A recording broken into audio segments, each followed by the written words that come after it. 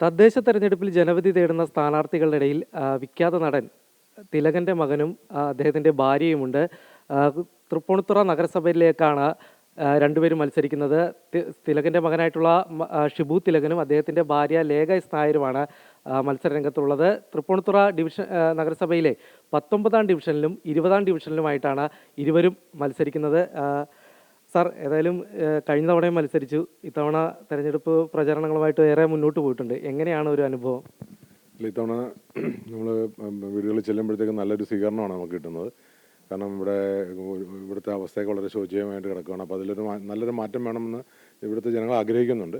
അപ്പോൾ അതിനൊരു ബദൽ ഇപ്പോൾ BJPക്ക് മാത്രമേ അത് ചെയ്യാൻ സാധിക്കുകയുള്ളൂ എന്നവർക്ക് മനസ്സിലായിട്ടുള്ളതുകൊണ്ടാണ് നമുക്ക് അനുഭവത്തിൽ നമുക്ക് മനസ്സിലാക്കാൻ സാധിച്ചിട്ടുള്ളത്. ഇപ്പോൾ നിങ്ങൾ വന്നപ്പോൾ തന്നെ ഈ റോഡിൻ്റെയൊക്കെ അവസ്ഥകൾ കണ്ടില്ല. ഇതൊക്കെ കാലങ്ങളായിട്ട് ഇങ്ങനെ കിടക്കുന്നതാണ്.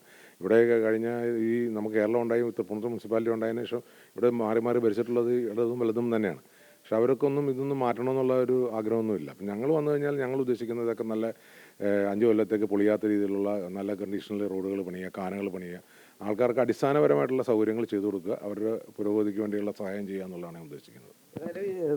സാർ അങ്ങോട്ട് ചെല്ലുന്ന സമയത്ത് സ്വാഭാവികമായിട്ട് പരിചയപ്പെടുത്താൻ വലിയ മുഖവരകളൊന്നും വേണ്ടി വരില്ല വോട്ടർമാരുടെ ഇടയിൽ. എങ്ങനെയാണ് വോട്ടർമാരുടെ ഭാഗത്തുനിന്ന് താങ്കളോടുള്ളൊരു പ്രതികരണം കിട്ടിക്കൊണ്ടിരിക്കുന്നത്?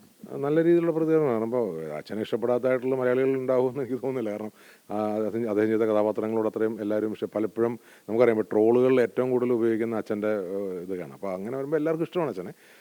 പിന്നെ നമുക്കത് വോട്ട് മാറുമോ എന്ന് വെച്ച് കഴിഞ്ഞാൽ അത് തീരുമാനിക്കേണ്ടത് ജനങ്ങളാണ്. വോട്ട് ചെയ്യണോ വേണ്ടെന്ന് തീരുമാനിക്കുന്നത്. പക്ഷേ നമ്മുടെ എന്താണ് നമ്മൾ ചെയ്യാൻ ഉദ്ദേശിക്കുന്ന കാര്യങ്ങൾ, ഇവിടുത്തെ അവസ്ഥകൾ അവർക്കറിയാം, അതൊക്കെ നമ്മൾ പറയുന്നുണ്ട്. പിന്നെ നമ്മളുടെ ഇപ്പോൾ ഈ മീഡിയയിലൊക്കെ നമ്മുടെ കവറേജുകളൊക്കെ ഒരുപാട് വന്നേക്കുന്നതുകൊണ്ട് നമ്മൾ ചെല്ലുമ്പോൾ തന്നെ അവർക്ക് പേര് ഞങ്ങൾ കണ്ടിരുന്നു, പിന്നെ ഇത് കണ്ടിരുന്നു എന്ന് എല്ലാവരും പറയുന്നുണ്ട്. അപ്പോൾ അതൊക്കെ നമുക്ക് അനുകൂലമായി ഘടകമായി മാറും എന്ന് തന്നെയാണ് പ്രതീക്ഷ. അച്ഛൻ ജീവിച്ചിരിക്കുന്ന കാലഘട്ടത്തിൽ തന്നെ ഈ ഒരു മാറ്റം ഉണ്ടായിരുന്നോ താങ്കളുടെ? ഉണ്ടായിരുന്നു. കാരണം 90കളിലാണ് ഞാൻ ആക്ച്വലി സ്കൂളിൽ പഠിക്കുമ്പോഴും കോളേജിൽ പഠിക്കുമ്പോഴൊക്കെ അച്ഛൻ പ്രത്യേകം പറഞ്ഞിരുന്നു, നിന്നെ പഠിക്കാൻ വിടുന്നതാണ്, രാഷ്ട്രീയം കളിക്കാൻ വിടുന്നത്, അല്ലാണ്ട് രാഷ്ട്രീയത്തിൽ നിന്ന് ഇടപെടരുതെന്ന് പറഞ്ഞിരുന്നു. അതുകൊണ്ട് കോളേജിലൊക്കെ നമ്മളങ്ങനെ രാഷ്ട്രീയം കൂട്ടുകാരൊക്കെ മത്സരിക്കുമ്പോൾ അവരുടെ കൂടെ ഇങ്ങനെ പ്രവർത്തിച്ചു എന്നല്ലാണ്ട് നമ്മളങ്ങനെ രാഷ്ട്രീയക്കാരനായിട്ട് അങ്ങനെ ഇറങ്ങിയിരുന്നില്ല. പക്ഷേ അതിനുശേഷം 90കളൊക്കെ ആയപ്പോഴത്തേക്കും നമ്മുടെ രാജ്യത്തിൻ്റെ പോക്ക് ഒരു അപകടാവസ്ഥയിലാണ് എന്ന് ബോധ്യപ്പെട്ട് കഴിഞ്ഞപ്പോഴത്തേക്കും ഇതിന് മാറ്റം വരണമെങ്കിൽ നമ്മളത് ആരുടെ കൂടെ നിന്നാലാണ് അവർക്കാണ് മാറ്റം വരാൻ സാധിക്കുക എന്നുള്ള ആ ഒരു നമ്മൾ ചിന്തിച്ച് നമ്മൾ മനസ്സിലാക്കിയപ്പോൾ അത് നല്ലത് BJP, അടൽ ബിഹാരി വാജ്പേയിയുടെ കാലമൊക്കെ അന്നത്തെ എനിക്ക് അദ്ദേഹത്തോട് വളരെ ആകർഷത തോന്നി. അങ്ങനെ അദ്ദേഹത്തിൻ്റെ രാഷ്ട്രീയം പിന്തുടർന്നു. അങ്ങനെ 99 കാലങ്ങളിൽ BJP അധികാരത്തിൽ വന്നു കഴിഞ്ഞപ്പോഴത്തേക്കും അന്ന് വരെ കണ്ടിട്ടില്ലാത്തൊരു ഭരണരീതി അവർ കൊണ്ടുവന്നു.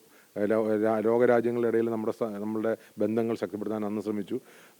അതിനുശേഷം മോദിജി വന്നപ്പോൾ വളരെയധികം എല്ലാ രാജ്യങ്ങളായിട്ടും നമുക്ക് ഒരു എക്സാമ്പിൾ പറയുകയാണെങ്കിൽ ഇസ്രായേലും സൗദിയും തമ്മിൽ ഏറ്റവും വലിയ ശത്രുവിൻ്റെ രാജ്യങ്ങളായിരുന്നു.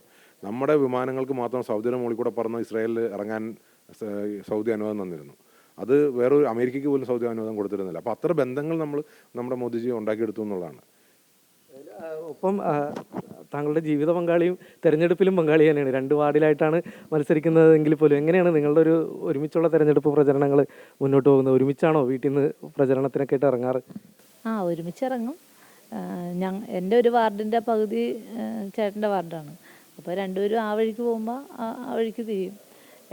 ഇടതുവശത്ത് എൻ്റെ വാർഡും വലതുവശത്ത് ആളുടെ വാർഡുമാണ്. അനുഭവമൊക്കെ നല്ല അനുഭവങ്ങളാണ്. ഇപ്പോൾ ഞാൻ ഫസ്റ്റ് ടൈമാണ്. എനിക്ക് രാഷ്ട്രീയമുണ്ട്, അതെൻ്റെ മനസ്സിലാണ്. പക്ഷേ ഇതിലേക്ക് വന്നപ്പോൾ എനിക്ക് മനസ്സിലായി കുറച്ചുകൂടി നേരത്തെ ഇറങ്ങേണ്ടതായിരുന്നു എന്ന് എനിക്ക് തോന്നുന്നു. മാഡം, എങ്ങനെയാണ് കുടുംബത്തിൻ്റെ ബാക്കി സപ്പോർട്ട്? ഇപ്പോൾ അദ്ദേഹത്തിൻ്റെ സഹോദരന്മാരുടെ ഭാഗത്തു നിന്നൊക്കെ എങ്ങനെയാണ് ഒരു സഹകരണം കിട്ടുന്നത്? അവരൊക്കെ ബിസിയായ ആൾക്കാരാണല്ലോ. എങ്കിലും നമുക്ക് വീട്ടിൽ നിന്ന് നല്ല സപ്പോർട്ടാണ്. ചേട്ടൻ്റെ പെങ്ങൾ സോണിയ തിലകൻ, ആൾ ഡോക്ടറാണ്. ആളും എന്നോട് പറഞ്ഞ് നിൽക്കുക, നല്ല കാര്യമല്ലേ, രാജ്യത്തിൻ്റെ ഒരു ഭാഗം, ഇപ്പോൾ മോദിയാണല്ലോ ഭരിക്കുന്നത്, അപ്പോൾ ആ BJP രാഷ്ട്രീയത്തിൻ്റെ ഒരു ഭാഗമാകാൻ കഴിഞ്ഞാൽ ഞാൻ വളരെയേറെ സന്തോഷിക്കുന്നു. ഞാൻ വിദേശത്തായിരുന്നു, ഇലക്ഷൻ നിൽക്കാൻ വേണ്ടിയിട്ട് ലീവ് എടുത്ത് പോകുന്നതാണ്. ലീവല്ല, ഞാൻ റിസൈൻ ചെയ്തു. ഏതായാലും രണ്ടുപേർക്കും വിജയാശംസകൾ. തെരഞ്ഞെടുപ്പ് പ്രചരണങ്ങളുമായിട്ട് താരകുടുംബം മുന്നോട്ട് പോയിക്കൊണ്ടിരിക്കുകയാണ്. ഏതായാലും വലിയ പ്രതീക്ഷയിൽ തന്നെയാണുള്ളത്. ക്യാമറമാൻ ബൈജു CS-നൊപ്പം കിരൺകുമാർ, അമൃത ന്യൂസ്, കൊച്ചി.